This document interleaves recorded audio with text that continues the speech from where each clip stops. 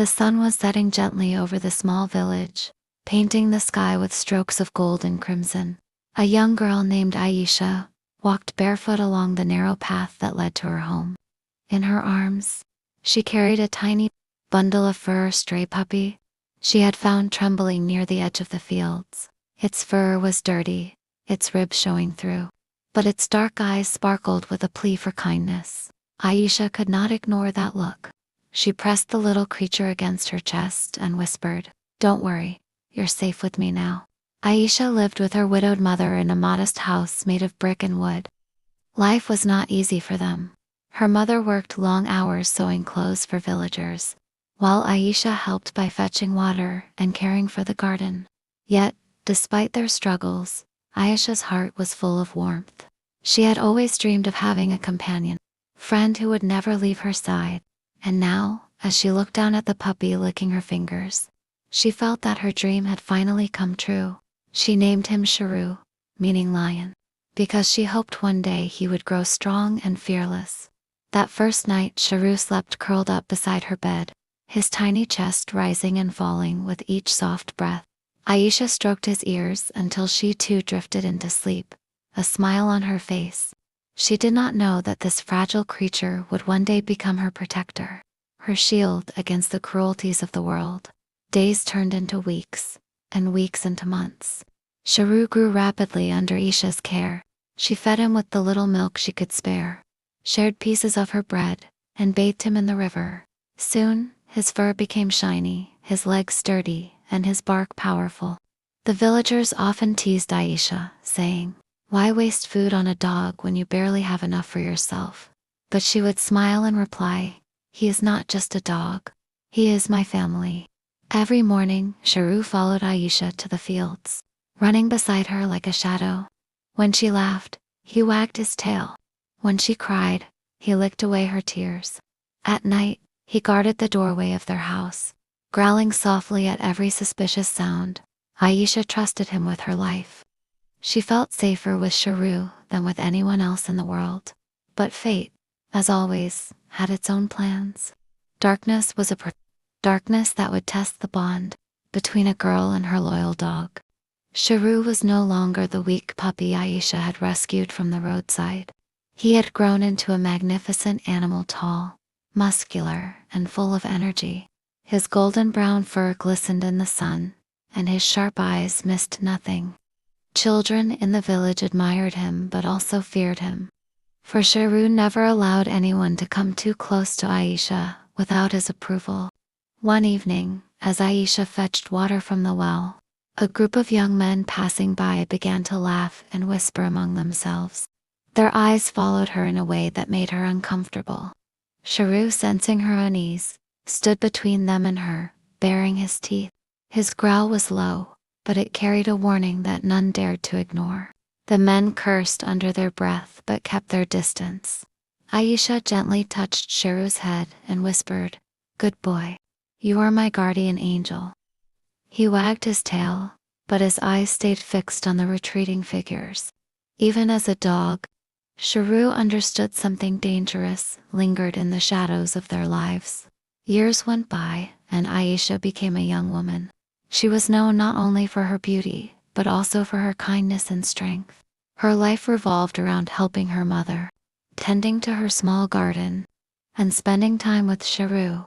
Many suitors came with proposals, but Aisha's heart was not yet ready to belong to anyone. Her only companion was her loyal dog, who never let her walk alone, day or night.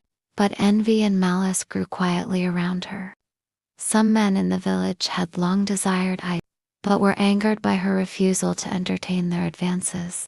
They mocked her behind her back, and more than once, they spoke of her as if she were a prize to be taken, not a human to be respected. Their whispers grew darker with time, and soon, they began to plan something evil. One fateful evening, Aisha left home to gather herbs from the forest. The air was cool, filled with the smell of earth and pine. Sharu trotted beside her, sniffing at the ground, occasionally running ahead but always returning to her side. She hummed softly to herself, unaware that danger lurked not far away. From the shadows of the trees, 4 broad-shouldered men emerged. Their faces were twisted with greed and cruelty. It was the same group who had once leered at her by the well. This time, they had come with a purpose far more sinister. Aisha froze, her basket slipping from her hands as the men circled her. Her heart pounded in her chest, fear making her legs tremble. One of them sneered, "You've ignored us for too long, girl. Tonight, you will not escape." Sheru's ears flattened, his fur bristling as he stepped forward. His deep growl filled the forest air like a drum of war. The men laughed, mocking him, but none of them realized the storm that was about to be unleashed. For Sheru was not just a dog, he was a soldier of love, a beast forged in loyalty. And he was ready to fight, to his last breath, to protect the girl who had once saved him from death. The forest fell silent for a moment, as though nature itself was holding its breath. Aisha stood frozen, tears welling in her eyes. But Sheru stepped forward, his body low, muscles tense like a drawn bow. The men laughed at first, but there was unease in their eyes. Sheru was not the kind of dog to be taken lightly. The tallest of the 4 lunged first, reaching out to grab Aisha's arm. But before his hand could touch her, Sheru leaped with lightning speed. His powerful jaws clamped down on the man's forearm, drawing a cry of pain. The man tried to shake him off, but Sheru's teeth dug deeper, refusing to let go. Blood trickled down, dark against the pale skin. "Get the beast off me," the man screamed. 2 others rushed forward, one grabbing a thick branch from the ground, the other pulling out a rusty knife. They swung at Sheru, striking his back and ribs. But Sheru did not release his grip. His eyes burned with fury, his growl vibrating through the air like thunder. With a final shake of his head, he flung the man to the ground. Now all 4 were on him. They surrounded Sheru, kicking, hitting, stabbing. Aisha screamed, "Stop, please stop." Her cries echoed through the trees, but the men only laughed cruelly. Sheru yelped as the knife grazed his shoulder. Yet instead of retreating, he attacked harder. He lunged at the man with the branch, knocking him down, his fangs tearing into his leg. The 3rd man tried to grab Aisha from behind, but Sheru, sensing her terror, turned instantly. He sprang with such force that the man toppled over, rolling in the dirt as Sheru's claws raked across his chest. The 4th man, stronger than the rest, finally seized Aisha's wrist and tried to drag her away. She struggled, screaming, "Sheru, help me." At the sound of her desperate cry, Sheru's rage reached its peak. Ignoring his wounds, he launched himself at the attacker. His body slammed into the man with the weight of a battering ram. They both fell to the ground, but Sheru was quicker to rise. His jaws locked onto the man's shoulder, and the forest echoed with another scream of agony. Aisha fell to her knees, trembling, watching the brutal battle. She wanted to help Sheru to pull him back, but she knew he was the only thing standing between her and unimaginable horror. Tears streamed down her cheeks as she whispered, "Please, God, give him strength." The men, bloodied and beaten, realized too late that they had underestimated the bond between girl and dog. Sheru was no ordinary animal, he was a warrior driven by love, and his fury was more terrifying than any weapon they carried. The night air trembled with cries of rage and pain. The men were no longer laughing, their faces twisted with fear as Sheru fought like a storm unleashed. Blood stained his fur, not all of it his own, and his breath came in heavy growls. Yet his eyes remained locked on Aisha, as if reminding her, "I will not let them take you." The man with the knife staggered up once more, clutching his bleeding arm. His voice cracked with desperation. "Kill the dog, or we're finished," he shouted. The others, though wounded, gathered their remaining strength. One swung the heavy branch, striking Sheru across the ribs. A sharp yelp escaped him, but he stood his ground, shaking off the blow. The man with the knife lunged again, this time aiming for Sheru's neck. Aisha screamed, covering her mouth, certain her beloved friend was about to fall. But Sharu twisted at the last moment, teeth flashing. With a sudden snap, his jaws closed around the attacker's wrist, forcing him to drop the blade. The knife clattered to the ground.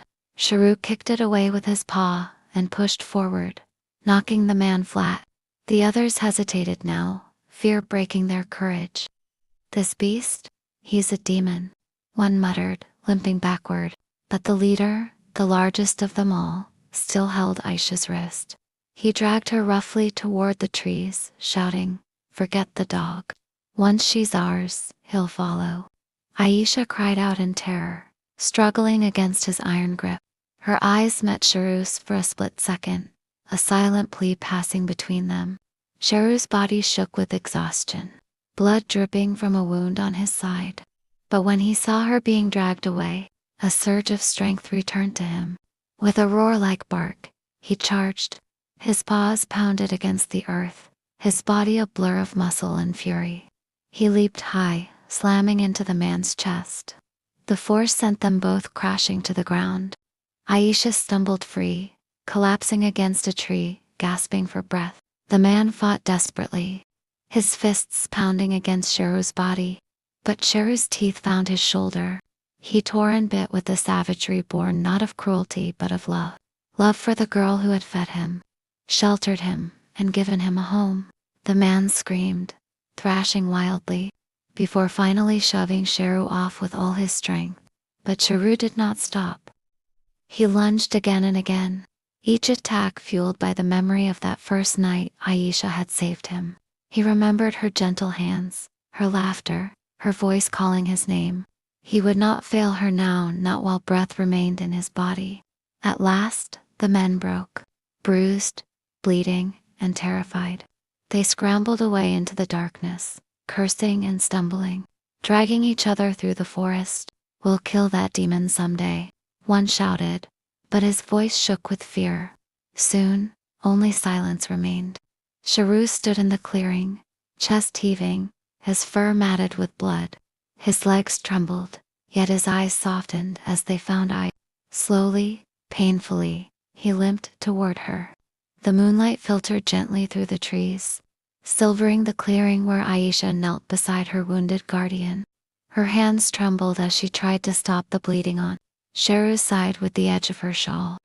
"Stay with me, Sharu," she whispered desperately, her tears soaking his fur. "Please don't leave me. You're my whole world." Sharu's breathing was shallow, but his eyes stayed fixed on her. Even in his pain, he pressed his nose into her palm. A quiet reassurance. "I am still here. I will always be here."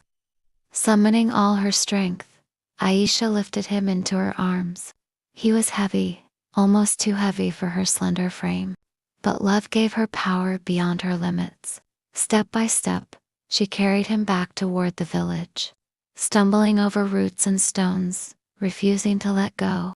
Her arms burned, her legs shook, but she kept whispering, "Hold on. Sharu, we'll make it home." By the time she reached her house, her mother had already heard her cries and rushed outside. Shock covered her mother's face when she saw the blood-soaked dog. Together, they cleaned his wounds, wrapped them carefully, and stayed by his side through the long, agonizing night. Every time Sharu whimpered, Aisha's heart cracked. But she never left him, not even for a moment. She held his paw as if he were a child, singing softly to him, reminding him of their bond. When dawn broke, Sharu opened his eyes fully.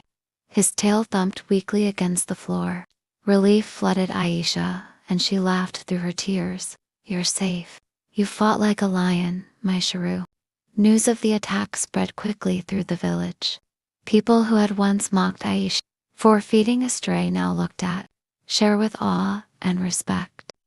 "That dog saved her life," they whispered. Some even said they had never seen such loyalty in any human. The four attackers never dared to return. Their shame and fear drove them far away. As days passed, Sharu's wounds healed, though scars remained on his body. But those scars only made him more majestic in Aisha's eyes. He had proven himself not just as a pet but as her protector, her brother, her family. From that day on, no one dared to insult Aisha or approach her with ill intentions.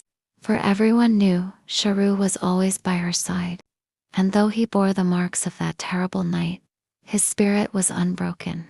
He walked proudly beside her, his head high, his eyes full of devotion. Years later, when Aisha sat beneath the old banyan tree, she would often rest her head against Sharu's warm shoulder, whispering, "The world may forget, but I will never forget the night you saved me. You were my shield when no one else stood by me." And Sharu, with his soft, loyal eyes, would simply lean closer, as if to say, "I was yours from the moment you saved me, and I will be yours until my last breath." In that bond, deeper than words, stronger than fear, lived a love so pure that even time itself could never erase it.